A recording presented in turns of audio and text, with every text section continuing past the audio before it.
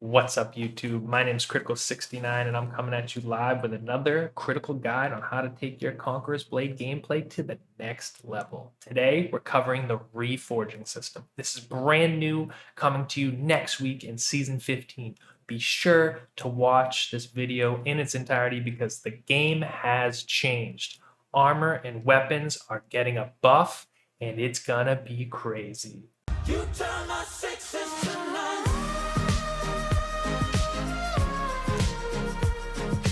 Process. You're first going to pop on over to the Warden. If you don't know where the Warden is, you can hit Tab on your screen, then click Warden, and it'll run all over to the Warden. Once you get to the Warden, you're going to activate the new quest line, which is basically him requesting you to go over to the Artificer's Forge at the Armorer. Once you get over to the Armorer, you're going to see a new prompt that'll say, I want to improve my gear, and this will allow you to start the reforging process. You're going to complete the quest, and he should hand you a gift, and inside the gift will be some materials to start the reforging process. The reforging process is done at the Armorer, and you click on the Artificer's Forge. And once you do this process, it'll allow you to unlock some additional Artificer's Stones. For the Artificer's Stone, it's going to be a rare material that you haven't had before. The materials that are required to reforge blue schematics are displayed on the screen right now. 110 of the roll of leather, 110 of the steel ingot, 15 of the Artificer's Stone, 35 powdered silver, and 1 rare armor schematic. For epic schematic armor weapons, the value that you need for the materials increases. It's 150 roll of leather, 150 steel ingot, 30 artificer stone. Now pay attention to this because this is double the amount of the blue schematics. Gold dust, 40, and then 1 of the epic schematic sets. In order to do the actual reforging process, you have to click on the gear, make sure you right-click the gear that you want to reforge, and it'll change the window in front of you. The cool thing that they've added is they tell you the possibility of each of the chances that you'll get a blue, purple, or legendary piece. This is pretty helpful if you want to manipulate this in the future. But the biggest thing that you need to pay attention to is the fact that they've added a bunch of new rolls that you can get on your gear that you previously couldn't. So typically, for armor, you can get physical defense, blunt defense, health, slashing defense, critical value, critical defense, leadership, things like that. But now they've added the addition of getting flat damage values like slashing damage, piercing damage, blunt damage, as well as blunt penetration, slashing penetration, and piercing penetration. In addition to that, they added a new thing known as critical damage value. It's not just critical value, it's critical damage value. Added the ability to lock one of these rolls. As you can see, you can left click on leadership, and when I go to reforge, this is a basic guardsman bracers, it'll lock this value and allow me to keep that leadership value for future rolls.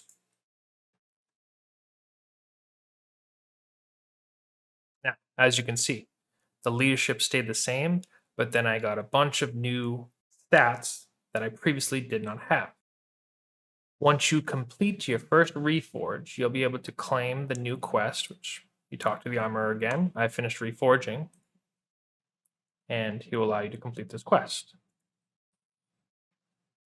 You will then queue up another quest, and it'll prompt you to head over to the Fame store to buy some additional Artificer Stone. At the start of Season 15 launch, fortunately, you won't be able to access this Artificer Stone until you get there because it costs a certain value. I will go over the different ways to get Artificer Stone in the future of this video, so be sure to stay tuned. But once you accept this quest, you can then continue to reforge as you please. In addition to being able to reforge your armor, you can also reforge your weapons. The value of reforging for your weapons is the same as your armor, pending the use of blue schematic or epic schematic, but they added additional stat rolls. Now, previously they had the different penetrations, the different damages, as well as strength, agility, and then critical value. They added things like toughness, armor, critical damage value. These each have the chance of rolling. And again, you can choose to lock a stat if you think it's really good, or roll them all.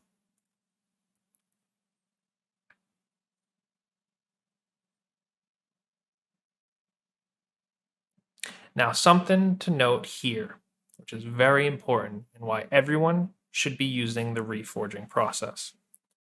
If you look at this, it is a blue weapon reforged into a blue weapon. The base value, the value in white, goes up when you choose to reforge any item. Yeah, that's right. So make sure you always reforge your gear if you want to be competitive in in-game applications, because your competition is going to be reforging their gear.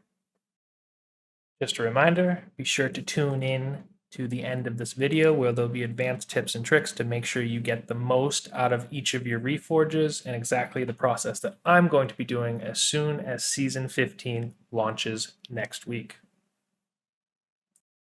Now we're going to review all the different ways that I've discovered on how to get your Artificer stones. Personally, I think this is going to be a huge limiting factor for a lot of people who want to just roll all of their gear. So be sure to be very strategic about how you use these Artificer stone and don't just use them willy-nilly on any piece that you want. The first way that you can get Artificer stone is by the quest. As you can see, I did the quest, I got 15 Artificer stone. That's good enough for one blue schematic reroll. Next, on the actual item you can see in front of you, it says you can get it for weekly quest rewards. I actually haven't discovered what weekly quest rewards specifically they mean, but do your weekly quest rewards. It might not be on the PTR, so make sure you test that out once the game launches. The Battle Pass, what I calculated through the Battle Pass, is that you can get approximately 120 Artificer Stone through the Battle Pass. So be sure to purchase the Battle Pass this season. You're welcome. My games. The next way to get your Artificer Stone is through the Fame Store. So you go into the Fame Store, and obviously this is going to take some time. You don't get this fame immediately, but through the Fame Store, you can purchase up to 45 of these Artificer Stone. In addition, through the Fame way to get this, as you turn in your donations, the rewards from these, let me just donate some of this stuff so you can see, has a chance to give you Artificer Stone. I hit get. Once I click get, I didn't get it this time, but let's max it out. Hit get, didn't get it that time. It's looking a little bit unlucky. I got 2 this time. I think you can get up to 5. Previously, I've gotten 4 and 5. There's a 3. There's a 6. Okay, never mind 6. You can get 6. And then another 5. So, just on your first week, you can get, if you're unlucky, maybe 10. If you're lucky, maybe somewhere in the 20 to 30 range, depending on how lucky you are with those chests. So that'll really help week 1. Another way that you can get these, which you should prepare for now, is your triumphs. So if you pop on over to your triumphs, you'll be able to see, come week 1, a lot of you should hopefully have leftover triumphs.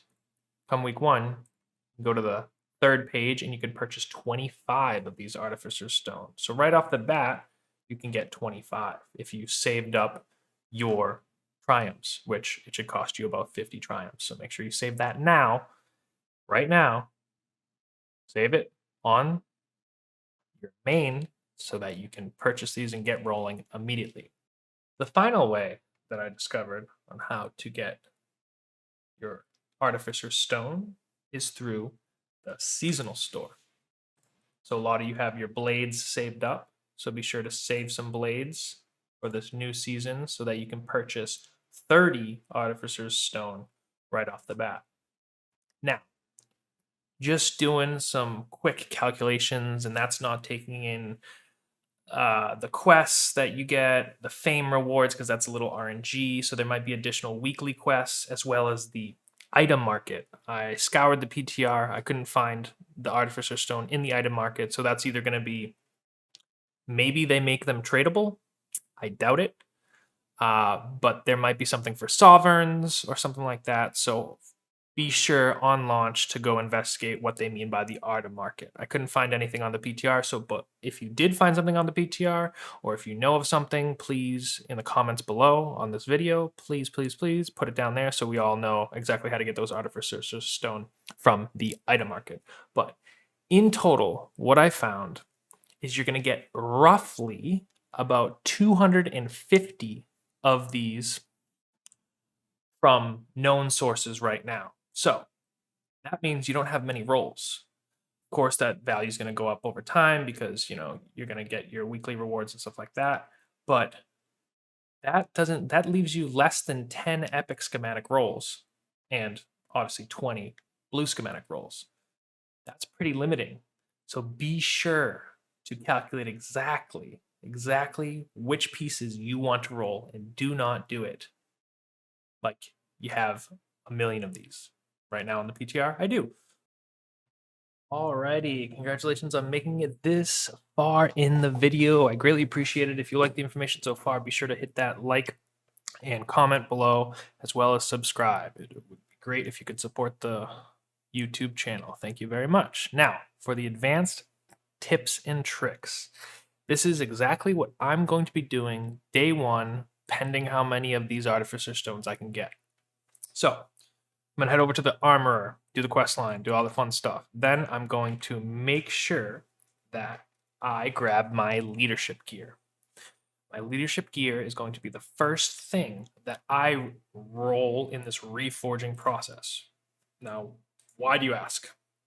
That's because there's this wonderful thing called leadership, and leadership is one of the most important stats in this game. Now, this is not going to affect us immediately at the beginning of the season because our gear's locked. It's blue units. You don't have all the stats on your gear, yada, yada, yada, but you essentially have, 3 to 4 weeks to prep your gear and make sure that you're ready to go as soon as they unlock the stats. So why am I going to roll my leadership gear first? As you can see, these are very low leadership rolls. This is on the PTR. This is not what I have. But most of you are going to have leadership gear that's like 20 plus. So the good thing is that they did not increase the threshold at which you can get leadership. So the max leadership on any given piece is still 25. So if you're anywhere near that, lock that stat and then hit Reforge.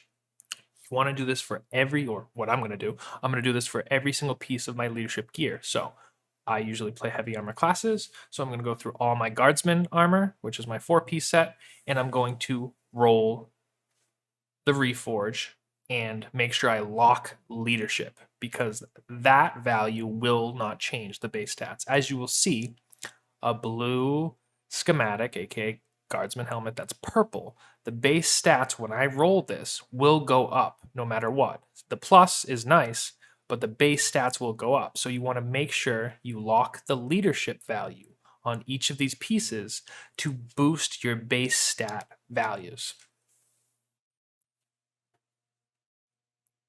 So this is a perfect example of why you're doing this. Look at this. It went from a purple helmet to a blue reforged helmet, and the value of everything went up besides leadership because I locked that.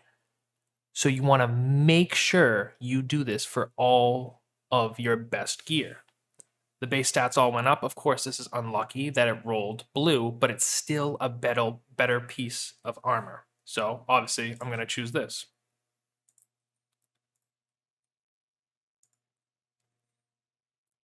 Next, my chest plate. Make sure you lock it. I almost made a mistake. The good thing is that it asks you multiple times. So you lock it, and look, the base stats go up. You can see you're going to be getting some crazy health rolls. This is why you need to do this for each of your leadership pieces. Like I said, it's not going to affect you immediately because of the locked gear, but it will affect the base stats, which is huge. As you know, day one, your base stats is all that matters. So this is going to be very, very helpful. And let's do the last piece. Just kidding, not that piece. Yeah, this piece. I got lucky on this one, so 24. This is more like my gear on main. But as you can see, look at this. This is huge. It rolled blue, which is very unfortunate. I keep my leadership, but all my base stats pretty much went up, which is insane. So make sure you roll your leadership set first. That way you're ready to go when leadership actually launches. Because the base stats, day one, will be higher.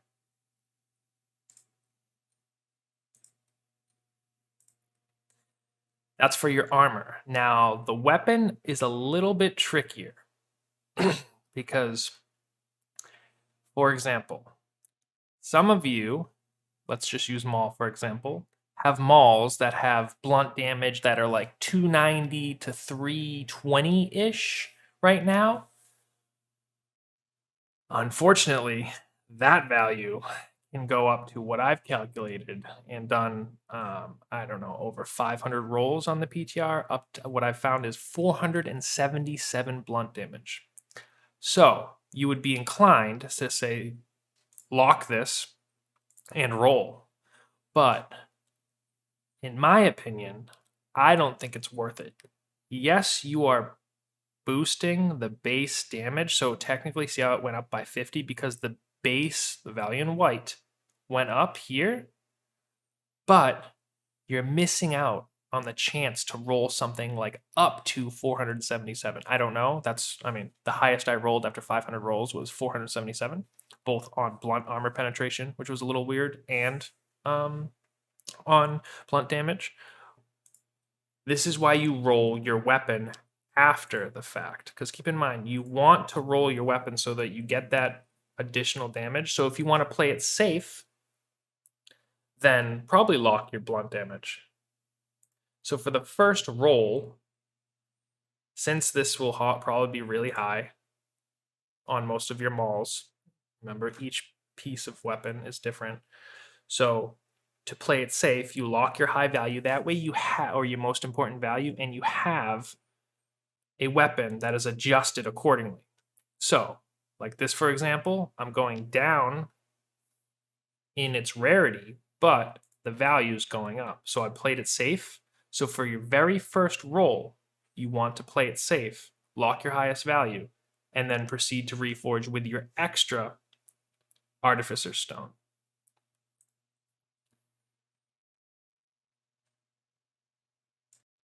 And now we'll just add in some rolls for you people that are addicted to gambling like myself. Since I have an unlimited supply, pretty much, here's some rolls for you to pay attention and watch to see what you can strive to achieve.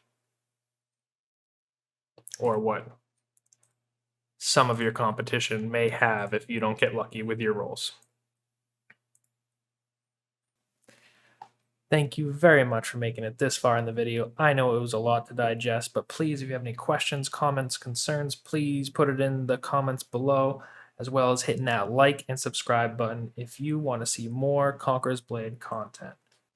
Thank you so much for being here. I appreciate the support, and best of luck at the start of Season 15, Conqueror's Blade Eternal.